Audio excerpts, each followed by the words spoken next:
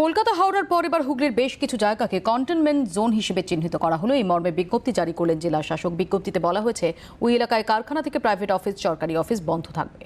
করোনার রেড জোনে আজ আরও বজ্র আঁটুনি বাংলায়। কলকাতা, হাওড়া, উত্তর 24 পরগনায় আরও কড়াকড়ি মোতায়েন র্যাব, সশস্ত্র পুলিশ, জায়গায় জায়গায় ব্যারিকেড, নাকা চেকিং। বাজারেও কড়া নজরদারি, কোথাও কোথাও কমব্যাট ফোর্সের টহল।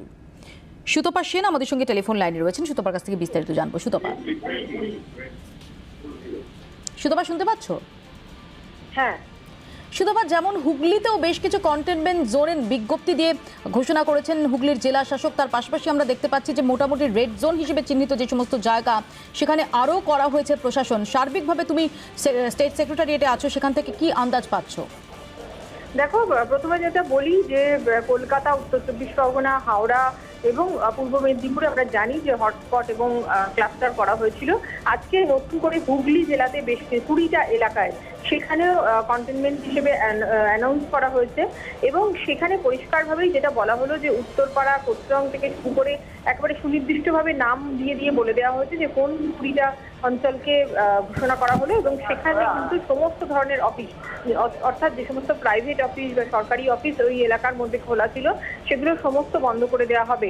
এবং একইভাবে যেরকমভাবে মপিয়া, কলকাতা বা হাওড়াতে আমরা দেখছি যে ব্যারিকেড করে দেওয়া হয়েছে এবং মানুষজনকে বাইরে বেরোতে দেওয়া হচ্ছে না। হুগলিতেও কিন্তু একই সিদ্ধান্ত নেওয়া হয়েছে, সেখানেও কিন্তু ব্যারিকেড করে দেওয়া হচ্ছে এবং মানুষজনের বাইরে বেরোনোর ক্ষেত্রে বাধা দেওয়া হচ্ছে। অর্থাৎ বলা হচ্ছে কোনো জরুরি প্রয়োজন না, কোনো দ্রব্য যদি কিনতে হয় বা সুতপা, ধন্যবাদ। কেন্দ্রীয় দল পাঠানো নিয়ে রাজ্যের অসন্তোষের মাঝেই মুখ্যমন্ত্রীর কাছে কেন্দ্রীয় দলকে সহযোগিতা করার আবেদন জানিয়ে টুইট করলেন রাজ্যপাল জগদীপ ধনখড়। এর আগে কেন্দ্রীয় দল পাঠানো নিয়ে নিজেদের অসন্তোষ জানিয়ে টুইট করেন মুখ্যমন্ত্রী। চিঠি দিয়ে বিষয়টি নিয়ে প্রধানমন্ত্রী এবং স্বরাষ্ট্রমন্ত্রীর কাছে ব্যাখ্যা চান তিনি। আর এর মধ্যে টুইট রাজ্যপালের। রাজ্যপাল টুইট করে সবার কাছে আবেদন জানান করোনার বিরুদ্ধে লড়াই এবং প্রতিরোধে রাজ্য সরকারকে সহযোগিতা করার। একই সঙ্গে ওই টুইটে মানুষের দুর্দশা দূর করতে কেন্দ্রীয় দলকে সহযোগিতা করার জন্য রাজ্য সরকারের কাছে আর্জি জানান রাজ্যপাল।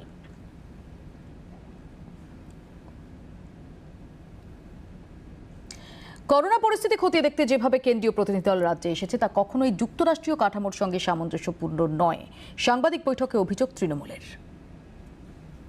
We really believe that it's a health emergency, a national health emergency. Politics should be left far, far out of this. But the states, including Bengal, are going all out fighting corona. But today we must ask, unfortunately, the central government is going all out fighting the states. Is this the spirit of federalism? What is the criteria for selecting these? We really humbly want to ask the Prime Minister and the Home Minister. Let me give you some specifics. As it is, out of the 6 which have been chosen, 5 are opposition states. But we can come to our own conclusions. In Madhya Pradesh, in one district alone, they have 1,500 cases. In one district, Indore. In Rajasthan, in one district, Jaipur, there are 1,500 cases. In Maharashtra, in 2 districts, there are 4,200 cases. In Bengal, in 7 districts, there are 300 maximum cases. Kalimpong, few days ago, was given the clearance from the Ministry of Home Affairs. The last reported case from Kalimpong district was on April the 2nd. How come that is in the list? The last reported case from Jalpaiguri was April the 4th, and now it features here in the list. The last reported case from Darjeeling was April the 16th. Why this selective? Why this selective choosing of districts? What is the criteria?